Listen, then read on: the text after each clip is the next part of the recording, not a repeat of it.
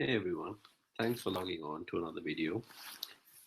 This video is in response to a comment in my previous one where someone asked me to compare and contrast the case polishing and the finishing of the Nautilus and the Daytona.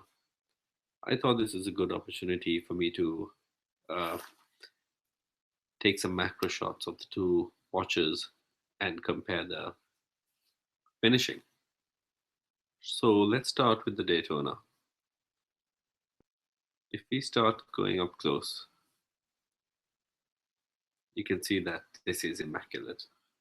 This is built like a Rolex, as it should be.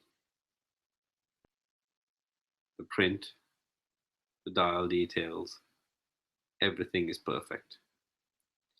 If you start looking at the case,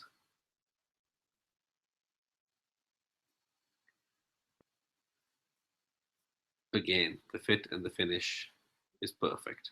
All the lines are flawless. The polishing and the brush finish is very even, and the case curves perfectly, just like a oyster case. When you look at the bracelet, it's a very simple brushed and polished and brushed section. You can see that the edges are not beveled, but they are quite smooth. Let's start looking at the Nautilus. You can immediately see that there's a lot more work on the dial itself. The Patek Philippe Genève is transfer printed, and you can see that very well. You can see little nuances like the fact that the E and the V are connected.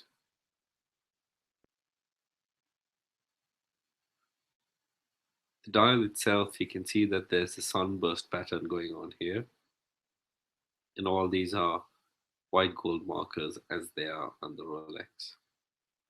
When you start looking at the case, you can see a significant difference in the finishing here. This is probably one of the most difficult cases to make together with the Audemars Piguet Royal Oak. This is brushed, this section is polished. And you can see the work that's been put into making this watch the shape that it is. You can see that there's a little fall off there, there's a fall off there, fall off there, and again there. This is why you should never let anyone other than Patek Philippe refinish one of these watches, because no one else can get these edges. Now let's look at the money shot, the blue dial. Just look at this blue dial. There's no other watch that can just stop the show like this blue dial. It's a beautiful sunburst effect. And you could be walking around the whole day and the dial could look like this. Then the sun catches it at the right angle and it starts to look like that. And that's why the Patek Philippe dial wins for me. I'll show you some more images of the Patek dial. You can see how beautiful the colors bounce off the dial. And again, one of my favorite pictures today. You can see how the white gold markers reflect light and this beautiful sunburst finishing on the dial.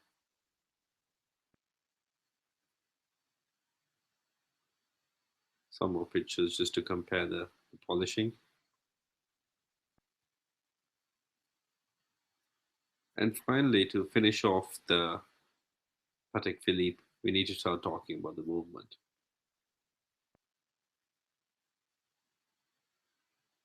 Just have a look at this. These are Geneva stripes, beveled edges.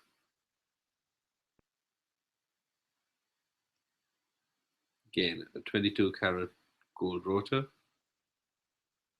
Forgive the the dust on the back of my sapphire crystal there. And one more look at the finishing here. Again, Patek Philippe finishing is absolutely perfect and flawless. Uh, it's not an FP Joan or a high-end independent movement, but it is very, very well finished. So, not too sure if I showed the bracelet of the Patek Philippe. Apologies for that.